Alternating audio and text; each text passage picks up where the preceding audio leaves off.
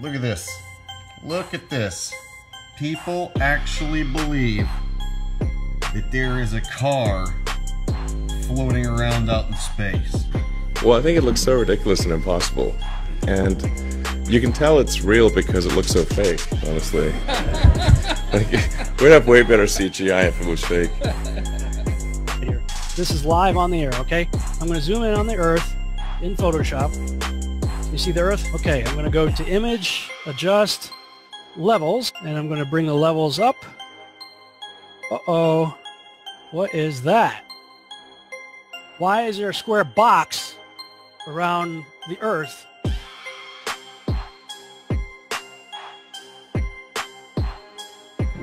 It is Photoshop, but it's has to be. It is Photoshop, but it's has to be. It is the world that has been pulled over your eyes to blind you from the truth. What truth? That you are a slave, Neo. Like everyone else, you were born into bondage, born into a prison that you cannot smell or taste or touch. A prison for your mind.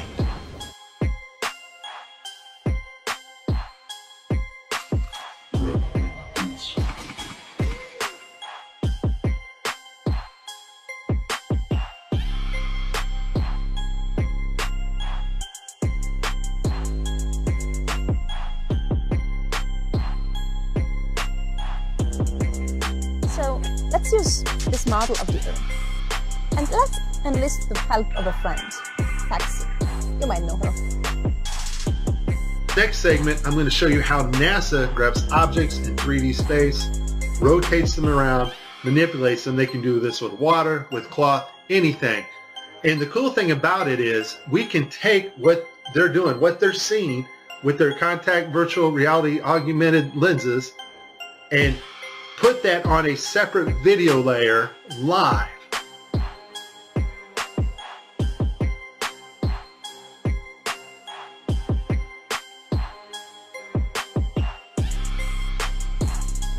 Okay, I have a lot of Tim Peake screw-ups, but this one here, the system glitches, the software does not track his hand properly, and Tim slips his hand underneath his other fingers, which is tightly holding onto the mic, which would be impossible.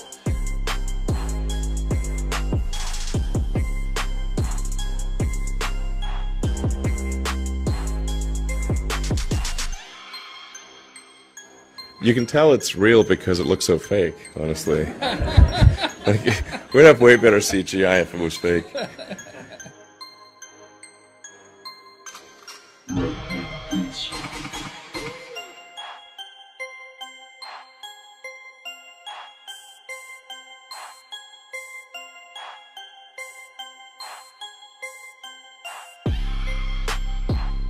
Just another example of NASA faking space. Let's take a look here at this supposed image of Jupiter.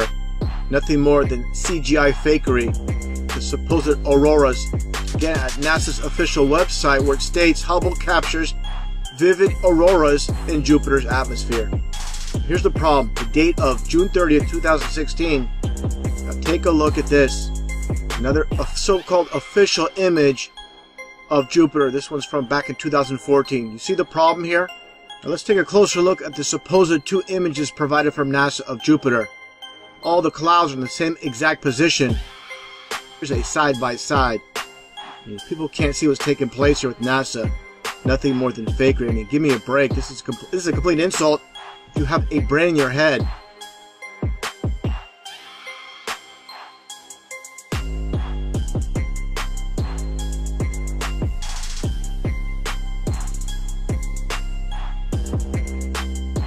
Like you're in a studio, maybe in Omaha, Nebraska or something. The shot is so clear. Is this a hoax? Are you really in space still?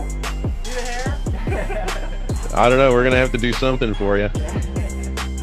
I want to do it. I know. Oh, yeah, I can do that. Watch this. Is this a hoax? Are you really in space still?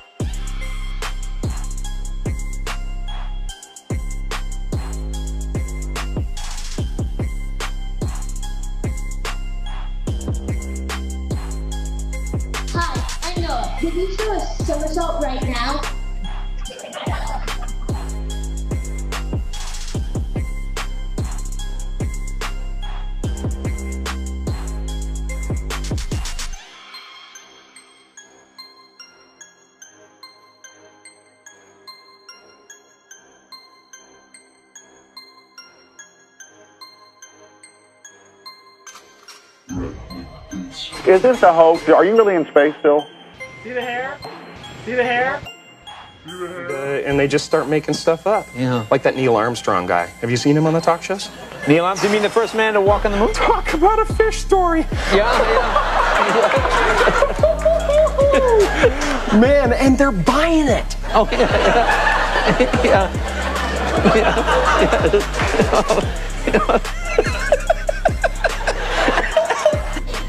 So many times during spacewalks outside the International Space Station, we can see air bubbles rising up. Can you touch on how there are air bubbles in space? Can you be more specific? Air bubbles?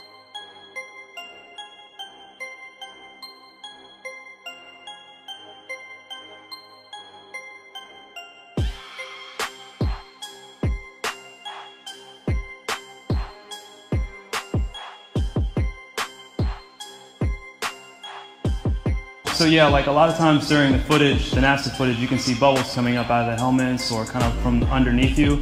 How do you explain bubbles in space? Yeah, I'm not sure exactly what you're talking about. Now sometimes you get water in the helmet, and it's either you know, from sweat or from the cooling garments, and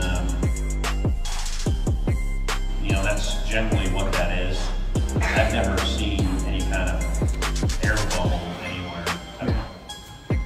Could it be that you're filming in an underwater pool and you're not really out there?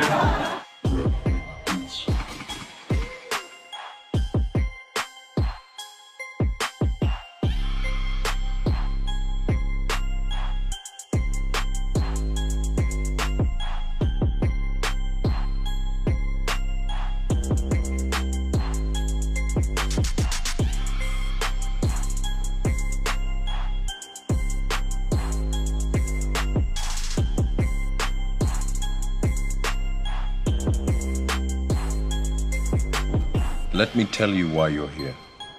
You're here because you know something. What you know you can't explain, but you feel it. You felt it your entire life, that there's something wrong with the world. You don't know what it is, but it's there, like a splinter in your mind, driving you mad. You're a coward and a liar and a thief.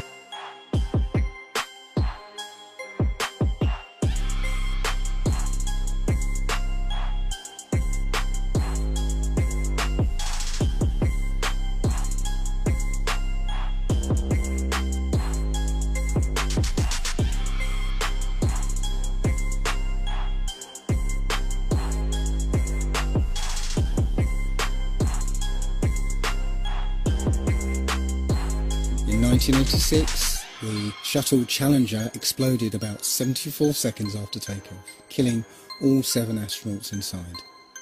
Or did it? It turns out that 6 of the 7 are still alive and kicking today. Ellison Onizuka claims to be his identical twin brother, Claude. Yeah, I've got an identical twin brother, Claude, too. The Challenger pilot, Mickey Smith, hasn't even bothered changing his name. He's now Professor Michael J. Smith of University of Wisconsin. Now, Krista McAuliffe was a bit of a sneaky one. She was the Challenger payload specialist, quite famous for being a teacher. It turns out during her astronaut days she was using her middle name, Krista, and now she goes by her first name, Sharon. The Challenger commander, Francis Richard Scobie, is now Dick Scobie, which sounds like a rather unpleasant disease. Judith Resnick, the Challenger mission specialist, again hasn't even bothered changing her name. She's a professor at Yale Law. And finally, Ronald McNair, another Challenger mission specialist, claims to be his identical twin brother, Carl McNair. What are the odds? So there I was, just minding my own business, looking at Google Earth, and this big, snow-covered monstrosity is staring me in the face like, why is that covered in snow? So I keep digging a little bit deeper, and I finally get underneath this cloud cover here, and a few images pop up. And I say, oh, images, what are they? Well, this is what you got, which I'm sure that looks familiar to you, right? Looks just like the pictures they give us of Mars. So I'm just kind of creeping around here and definitely noticing the same kind of undulation changes and same kind of rock, same kind of dirt. The only thing that's missing is that nice little red tint that they pay somebody $150,000 a year to put on there. So I'll keep kind of going through here and see if it... What the...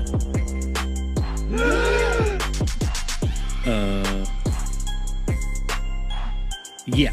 So, oh, I got another truck. Oh yeah, it says NASA. What's that say? Mars project? I think I found out where Mars is, guys. At some point in the future, we're going to look back and say, how did we do it without space? The kinds of technologies that we're testing out on Space Station are definitely helping us with our goals of going beyond low Earth orbit. Early in the next decade, a set of crewed flights will test and prove the systems required for exploration beyond low Earth orbit. Right now, we only can fly in Earth orbit. That's the farthest that we can go. And this new system that we're building is going to allow us to go beyond and hopefully take humans into the solar system to explore. As we get further away from Earth, we'll pass through the Van Allen belts, an area of dangerous radiation. We must solve these challenges before we send people through this region of space. We must solve these challenges before we send people through this region of space. There's a small problem with going to the moon, and inch by inch, NASA is leaking out that they know that there's a problem there.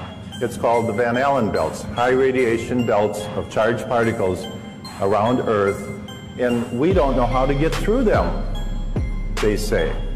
Well, isn't that interesting, because there sure didn't seem to be a problem back in 1969. The moon landing stopped in 1972 and we haven't been back. We haven't been beyond the Van Allen belts. NASA admitted that it had lost the original footage of man's first steps on the moon. Go to YouTube and watch A Funny Thing Happened on the Way to the Moon. It contains newly discovered evidence, which is part of the missing tapes, of outtakes from the first mission to the moon, of them falsifying a shot of being halfway to the moon. For NASA to come out and say that all the tapes were erased, I mean, it's incredible. Geraldo, this isn't just one tape. This is rooms of tape labeled Apollo 11 moon landing. Someone had to physically go and erase it. It's very challenging to try to prove we landed on the moon, and it shouldn't be challenging. The tape should be there. There should be plenty of evidence. I mean, it's proof right there. This is an official NASA photo of the first Apollo 11 lunar module landing on the moon. I mean, it's right there. This is proof, man. It's the picture's right there. It's landing on the moon. But the only problem I have with this picture is that it's taken from the moon.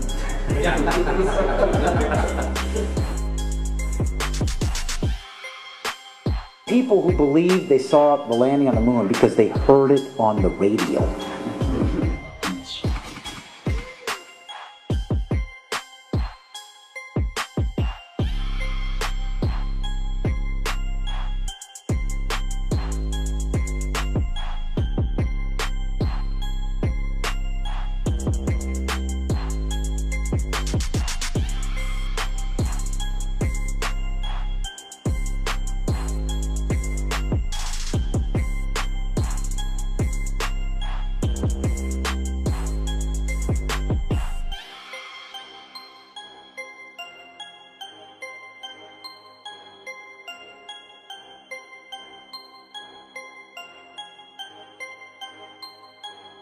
Here's a picture of the INSAT actually being deployed from the spacecraft.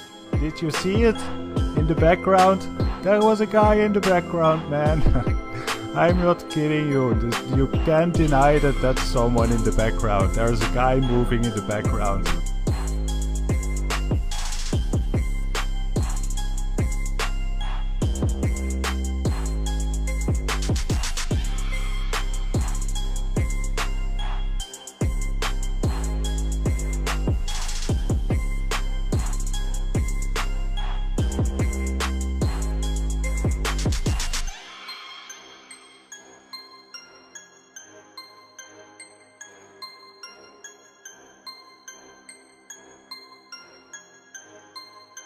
And I'll tell you, just if nothing else, here's why you can tell they're not fake.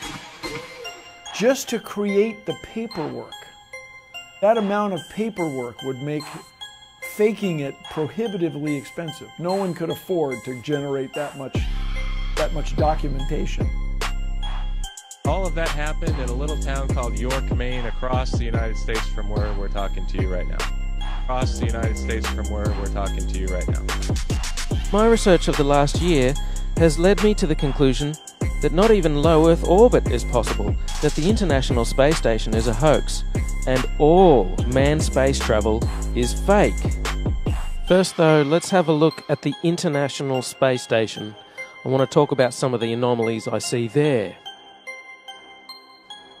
For the inside of the International Space Station, there are a couple of zero-gravity tricks that they use to fake it.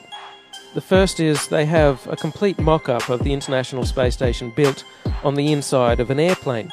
And that airplane does a bunch of rises and falls, it does an upside-down parabolic trajectory, and that simulates zero gravity.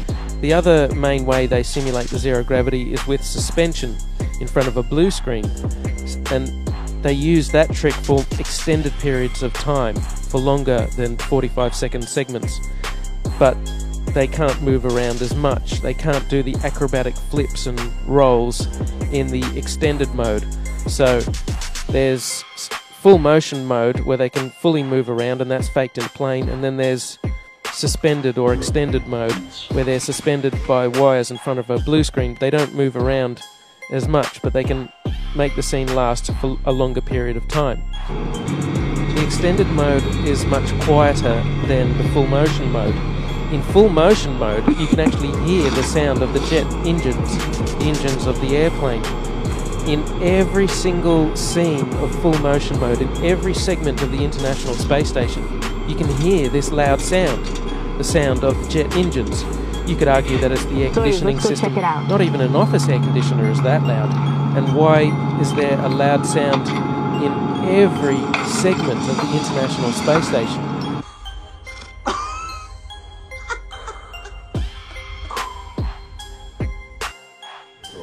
Mr. Armstrong, Bart Sibrel, ABC Digital. Wanted to give you the opportunity to swear on the Bible that you walked on the moon. Will you put your left hand on the Bible and swear to God that you walked on the moon? You have $5,000 cash. You can give it to charity if you swear on the Bible that you walked on the moon. Please, I have the tape. That'd be fine. Why don't you swear to... Why not? Why won't you do it?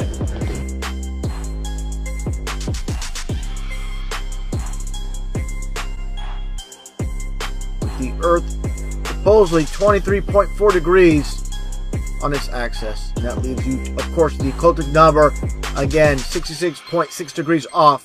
Well, Earth is supposedly orbiting around the Sun at 66,600 miles an hour.